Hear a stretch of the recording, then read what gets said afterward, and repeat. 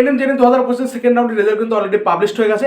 এবার কাট অফটা কেমন গেল আমি যতটুকু পর্যন্ত এখন পর্যন্ত আইডিয়া পেলাম যে জেন পাসে যেরকমটা ভাবে চাপাচাপি হয়েছে সেটা তোমাদের এনএম জেএনএম ফার্স্ট রাউন্ডে হয়নি এবং সেকেন্ড রাউন্ডে হয়নি। যারা যারা আপগ্রেডেশন করেছিল তাদের প্রায় অনেকেরই কিন্তু আপগ্রেডেশন মোটামুটি হয়েছে।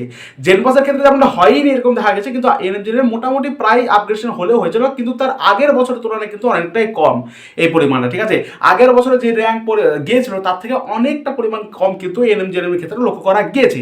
তবে তাও জেন পাসের থেকে অনেকটাই উন্নত, অনেকটাই সেফ এনএম জেএনএম এর ক্ষেত্রে। ঠিক আছে, এবার প্রত্যেককেই বলবো তোমরা যার যার আপগ্রেড হয়েছে কলেজ, তোমাদের কত র্যাঙ্ক ছিল সে সম্পর্কে আমাকে বললো, এবং যদি কোনো আপগ্রেড না হয়ে থাকে বা কি হয় তোমার র্যাঙ্কে কি এসেছে কিনা সেকেন্ড রাউন্ড রেজাল্টে, প্রত্যেকে কিন্তু কমেন্টে করো, তাহলে আমাদের সেকেন্ড রাউন্ডের রেজাল্টে কিরকম কি কাট অফ গেল সে সম্পর্কে আইডিয়া নিতে এবং বলতে কিন্তু সুবিধা হবে। প্রত্যেককে বলবো যে তোমাদের কমেন্টে বলো যে আমার এত র্যাঙ্ক ছিল, আমার ফার্স্ট রাউন্ডে অ্যালট হয়েছিল বা সেকেন্ড রাউন্ডে নতুনভাবে অ্যালট হয়েছে বা আপগ্রেড হয়ে এটা হয়েছে সেসব। ঠিক আছে, এবার প্রশ্ন হচ্ছে তোমাদের মনে যে সমস্ত প্রশ্ন উঠছে, দাদা আমার ফার্স্ট রাউন্ডে একটা কলেজ পেয়েছিলাম, এবার আপগ্রেড করে একটা কলেজ পেয়েছি, তাহলে আমাকে কি কি করতে হবে সেকেন্ড রাউন্ডে?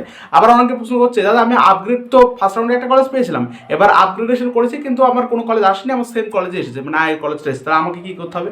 এবার অনেকের প্রশ্ন উঠছে আবার এরকম, দাদা আমি নতুনভাবে সেকেন্ড রাউন্ডে আমার নতুন অ্যালার্ট হলো, তাহলে আমাকে কি করতে হবে? তোমাদের মনে যা যা ডাউট রয়েছে প্রত্যেকটা ডাউট আমি সম্পূর্ণভাবে ক্লিয়ার করে দিচ্ছি। তোমাদের সেকেন্ড রাউন্ডে কি কি করতে হবে একদম সুন্দরভাবে বলেছি, ভালো করে শুনে নাও। একটা ভিডিও দেখার পর আর অন্যান্য কোনো ভিডিও তোমার দেখার প্রয়োজন নেই, সব ঠিকঠাক আমি তোমাদের বলে দিচ্ছি, ভালো করে শোনো। তার আগে যারা যারা অ্যাকচুয়ালি কলেজ পাওনি, কলেজে অ্যালার্ট হয়নি, তাহলে তাদের আমি বলবো তারা কি করবে। তারা যদি মনে হয় যে আমার সামর্থ্য আছে তাহলে তোমরা ডিরেক্ট অ্যাডমিশন নিতে পারো বিভিন্ন প্রাইভেট কলেজের ক্ষেত্রে।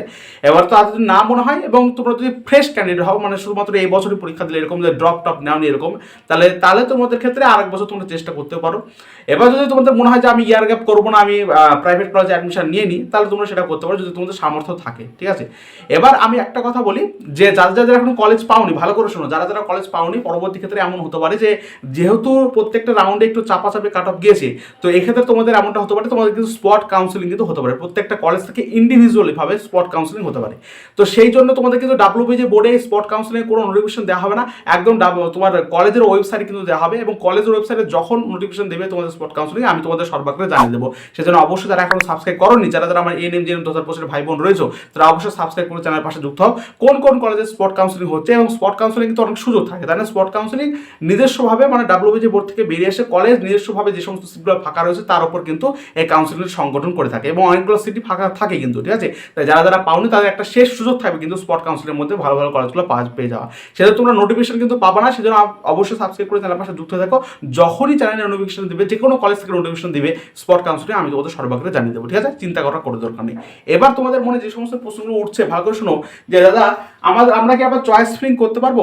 দেখো তোমরা সেকেন্ড রাউন্ডে আর কোনো চয়েস ফিলিং বা চয়েসের আপডেট কোনো কিছু তোমরা কিন্তু করতে পারবে না। ঠিক আছে, রেজিস্টারে তোমরা যে সমস্ত ফার্স্ট রাউন্ডে করে থাকো তার কিন্তু কোনো কিছু তোমরা আপগ্রেড বা এদিক ওদিক কোনো কিছু তোমরা করতে পারবে না। ক্লিয়ার?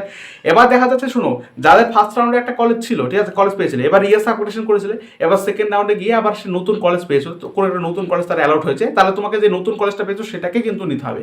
এবার তোমার যদি মনে হয় যে আমার প্রথম মানে পুরাতন কলেজ যেটা ছিল সেটাই আমার এখন ভালো মনে হচ্ছে বা আমার বাড়ির কাছাকাছি হচ্ছে, তাহলে তুমি কিন্তু আর কাম ব্যাক করতে পারবে না ফার্স্ট কলেজটায়। কিন্তু যদি অ্যালট না হয় তাহলে তুমি আবার ফার্স্ট কলেজে কাম ব্যাক করতে পারবে। ঠিক আছে, আর যদি নতুন কোনো কলেজে অ্যালট হয়ে যায় তাহলে কোনো মতে কিন্তু তুমি ফার্স্ট কলেজটায় ফিরে আসতে পারবে না, যে নতুন কলেজটা তোমার অ্যালট হয়েছে সেটাকেই তোমাকে কিন্তু অ্যাকসেপ্ট করতে হবে। ক্লিয়ার? এবার দেখো তো প্রশ্ন হচ্ছে, যাদের নতুনভাবে সিট অ্যালট হয়েছে রাউন্ড টুতে তারা কি করবে? দেখো যাদের নতুনভাবে সিট অ্যালট হয়েছে, কিভাবে সিট অ্যালট দেখবে, তোমরা ডাব্লিউবিজি বোর্ডের অফিসিয়াল ওয়েবসাইটে চলে যাও, সেখানে দেখতে পাবো ক্যান্ডিডেট অ্যাক্টিভিটি বোর্ড, সেখানে তোমাদের সেকেন্ড রাউন্ড রেজাল্ট বলে লেখা আছে, সেখানে জাস্ট ক্লিক করবে, ক্লিক করার পর ওকে করবে, ওকে করার পর অ্যাপ্লিকেশন নাম্বার আর রোল নাম্বার আর তোমার পাসওয়ার্ড এবং সিকিউরিটি পিন দিয়ে লগ ইন করবে। লগ ইন করার পরে তোমার সামনে এরকম একটা পেজ ওপেন হবে, বাঁদিকে লেখা থাকবে সিট অ্যালটমেন্ট রেজাল্ট নিউ বলে, ওখানে ক্লিক করবে, ক্লিক করলে তোমাদের সামনে একটা তোমাদের যে রেজাল্টটা সেটা কিন্তু চলে আসবে। এবার বলবি যাদের নতুনভাবে কলেজে আপগ্রেড হবে, ঠিক আছে, তাদের ক্ষেত্রেও দেখতে পাবা যে সিট অ্যালটমেন্ট রেজাল্ট লেখা থাকবে মানে রাউন্ড 2 বলে, সেখানে ক্লিক করলে তুমি দেখতে পাবা। ঠিক আছে, এবার তাদেরকে বলি যে যারা অলরেডি ফার্স্ট রাউন্ডে একটা কলেজ পেয়ে গেছিল এবং 1000 টাকা পে করে ফিজিক্যাল ভেরিফিকেশন করতে গিয়েছিল, তাদের ক্ষেত্রে রাউন্ড 2 যদি কোনো নতুন কলেজ অ্যালট হয় বা নতুন কলেজ অ্যালট না হয় সেম কলেজটাই থাকে, তাদের ক্ষেত্রে আর কোনো 1000 টাকা পেমেন্ট করতে হবে না। কিন্তু যাদের ফার্স্ট রাউন্ডে কলেজ অ্যালট হয়নি, যারা প্রথমবার এই সেকেন্ড রাউন্ডে কলেজ পেলো, তাদের কিন্তু 1000 টাকা মাস্ট পেমেন্ট করতে হবে। তারপর তোমাদের পেমেন্ট স্লিপ যেটা বেরোবে সিট অ্যাকসেপ্টেড লেটার বলে, সেটাকে তোমাকে কিন্তু প্রিন্ট আউটটা বের করে নিতে হবে। ক্লিয়ার, বুঝতে পারলে ব্যাপারটা? আর যাদের অলরেডি হয়ে গেছে ফার্স্ট রাউন্ডে তোমরা ফিজিক্যাল ভেরিফিকেশন করে নিচ্ছ 1000 টাকা দিয়ে, তাদের আর কিছু করতে হবে না, তারা ডিরেক্ট তোমাদের ওই সিট অ্যাকসেপ্টেড যে লেটারটা সেখানে তোমরা ডাউনলোড করে নেবে, ওটাকে কিন্তু আরেকবার প্রিন্ট আউট করে নিতে হবে। এবার দেখা যাচ্ছে যে প্রশ্ন উঠছে, দাদা আমি তো ফিজিক্যাল ভেরিফিকেশন করে আসলাম ফার্স্ট রাউন্ডে, আমার ওই সেম কলেজটাই এসেছে আবার সেকেন্ড রাউন্ডে, তাহলে আমাকে কি আবার ফিজিক্যাল ভেরিফিকেশন করতে হবে? এমনটা কোনো মানে, তোমাকে হয়তো ফিজিক্যাল ভেরিফিকেশন করতে হবে না, তাও আমি বলবো ওই কলেজে তোমার সমস্ত ডকুমেন্ট নিয়ে যাও, সেখানে গিয়ে তোমাকে ডাইরেক্ট অ্যাডমিশন নিয়ে নেওয়া হবে। তোমার যদি মনে হয় যে আমি অ্যাডমিশন নিব, তাহলে তুমি এখানে গিয়ে ডিরেক্ট অ্যাডমিশন নিয়ে নিতে পারো, ঠিক আছে? আর যদি মনে হয় যে আমার কোনো কলেজটা ভালো লাগছে না, আমি আবার ড্রপটাও দেবো, তাহলে কোনো কিছু করার দরকার নেই, তোমার অটোমেটিকলি ভাবে অ্যাডমিশন কিন্তু ক্যান্সেল হয়ে যাবে, ঠিক আছে? তাহলে কোনো কিছু তোমার করার দরকার নেই, তোমাকে ফিজিক্যাল ভেরিফিকেশন বা অন্যান্য কোনো কিছু তোমাকে করতে হবে না। এবার দেখা যাচ্ছে যাদের নতুনভাবে কলেজ এসেছে, ঠিক আছে, ভালো করে শোনো, যাদের ইয়েস আপগ্রেডেশনের পরে নতুনভাবে কোনো কলেজ অ্যালট হয়েছে, যেটা ফার্স্ট রাউন্ডে ছিল তার থেকে নতুনভাবে কোনো কলেজ অ্যাড হয়েছে, সেই কলেজে কিন্তু আবার তোমাদের ফিজিক্যাল ভেরিফিকেশন করতে যেতে হবে। হয়তো তোমাদের একবার ভেরিফিকেশন করা হয়ে গেছে, তোমাকে ডিরেক্ট ওই কলেজে তোমাদের এই আপগ্রেড করে দিতে পারে, ঠিক আছে, এমনটা হতে পারে। তা বলবো প্রত্যেকে কিন্তু যে নতুন কলেজটা তোমার অ্যাড হয়েছে, সেই কলেজটা কিন্তু নির্দিষ্ট ডেটের মধ্যে তোমরা কিন্তু ফিজিক্যাল ভেরিফিকেশনের মধ্যে জন্য যাবে, ঠিক আছে? ওখানে গিয়ে সমস্ত ডকুমেন্ট ভেরিফিকেশন তোমার হয়তো তাড়াতাড়ি হয়ে যাবে, তোমাদের যেহেতু ফার্স্ট রাউন্ডে করা হয়েছে, সে তোমাদের জাস্ট চেক আপ করা হবে, চেক আপ করে তোমাকে ডিরেক্ট অ্যাডমিশন নিয়ে নেওয়া হবে, ঠিক আছে? বুঝতে পারলে ব্যাপারটা? আর যদি মনে হয় যে আমার কোনো কলেজে ভালো লাগছে না, আমি আবারও বলি, তাহলে তোমরা কোনো ভেরিফিকেশন কোনো কিছু করার দরকার নেই, ঠিক আছে? সেকেন্ড রাউন্ডে কেউ যদি কোনো একটা কলেজ পেয়েছো, ধরো সেকেন্ড রাউন্ডে, ঠিক আছে, এবার সেকেন্ড রাউন্ডে কলেজ পেলে এবার মনে হচ্ছে আমি কলেজটা আমি অ্যাডমিশন নেবো না, তাহলে তোমাকে কোনো কিছু ভেরিফিকেশন বা 1000 টাকা ফিস পেমেন্ট কোনো কিছু করার দরকার নেই, অটোমেটিকলি তোমার সিট বা তোমার যে সিটটা পেয়েছিলে সেটা কিন্তু ক্যান্সেল আউট হয়ে যাবে, বুঝতে পারলে? এই হচ্ছে ব্যাপার স্যাপার।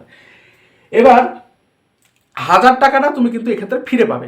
1000 টাকাটা ফিরে পাওয়ার জন্য ডাব্লিউবিসির বোর্ডের অফিসিয়াল ওয়েবসাইট থেকে, যেখান থেকে দেখছো সেখানে একটা উইথড্রল প্রসেস বলে একটা অপশন চালু হবে। উইথড্রল প্রসেসে ক্লিক করলে তোমার যে রেজিস্ট্রেশনের সময় তোমার যে ব্যাঙ্ক অ্যাকাউন্ট দিয়েছিলে, সেই অ্যাকাউন্টে তোমার কিন্তু টাকাটা দিয়ে দেওয়া হবে। 1000 টাকা তোমরা যদি দিয়ে থাকো, তাহলে তোমাকে 800 টাকা ফিরে দেওয়া হয়। মোটামুটি মার্চ থেকে এপ্রিল মাস টাকা তোমাদের কিন্তু 800 টাকাটা ফিরে দেওয়া হয়। তোমরা 1000 টাকা কিন্তু এই 800 টাকাটা কিন্তু ফিরে পাবে, ঠিক আছে? অসুবিধা নেই। যখন তোমাদের কি করতে হবে, উইথড্রল প্রসেস যখন চালু হবে, আমি তোমাদের জানিয়ে দেবো যে উইথড্রল প্রসেস তোমরা এইভাবে 1000 টাকা পেমেন্ট করবে, ঠিক আছে? মানে ফিরে পাওয়ার জন্য যা করবে সেটা আমি ডিটেলসে বলে দেবো, সেজন্য অবশ্যই সাবস্ক্রাইব করে চ্যানেলের পাশে যুক্ত হয়ে থাকো। এবার হচ্ছে ফিজিক্যাল ভেরিফিকেশন কি ম্যান্ডেটরি, তাই বুঝতে পারলে কাদের ক্ষেত্রে ফিজিক্যাল ভেরিফিকেশন করতে হবে। যাদের দেখা যায় ফার্স্ট রাউন্ডে কোনো একটা কলেজ পেয়েছিল, সেম কলেজে আছে, তারা জাস্ট ওই কলেজে গিয়ে ডিরেক্ট অ্যাডমিশন নিয়ে নিতে পারে, একদম অ্যাডমিশন হয়ে যাবে তার ডিরেক্ট, ঠিক আছে? আর যাদের নতুনভাবে কলেজ অ্যালার্ট হয়েছিল, ফার্স্ট রাউন্ডে একটা কলেজ ছিল অবশ্যই, এবং নতুনভাবে একটা কলেজ অ্যালার্ট হয়েছে, তারা ওই কলেজে যাবে এবং ওই কলেজে গিয়ে তার ভেরিফিকেশনটা জাস্ট চেক আউট করা হবে। মানে ফার্স্ট রাউন্ডে তো ভেরিফিকেশন অলরেডি হয়ে গেছে, সেটাকে আপগ্রেড করে ওই কলেজে চলে যাবে এবং ওই কলেজে জাস্ট চেক আউট করে তোমাকে অ্যাডমিশন দিয়ে দেওয়া হবে, ঠিক আছে, ওখান থেকে। এবার তৃতীয়ত হচ্ছে যারা সেকেন্ড রাউন্ডে করেছিল, সেকেন্ড রাউন্ডে নতুনভাবে তাদের কিন্তু করতে হবে, ঠিক আছে, বুঝতে পারলে তো? নতুনভাবে কিন্তু তাকে সিট অ্যাকসেপ্টমেন্ট ফি লেটার ডাউনলোড করতে হবে, ওগুলোকে নিয়ে তোমাকে ফিজিক্যাল ভেরিফিকেশনের জন্য যেতে হবে। এবার পরবর্তী ক্ষেত্রে যদি মপ আপ রাউন্ড হয় বা স্পট কাউন্সিলিং যেখানে হচ্ছে, আমি তোমাদের সর্বাগ্রে আপডেট দিতে থাকবো সব কিছুর ক্ষেত্রে, সেজন্য অবশ্যই সাবস্ক্রাইব করে চ্যানেলের পাশে যুক্ত থাকো। সমস্ত আপডেট কিন্তু তোমরা এই চ্যানেলের মাধ্যমে পেয়ে যাবে, ঠিক আছে? ধন্যবাদ।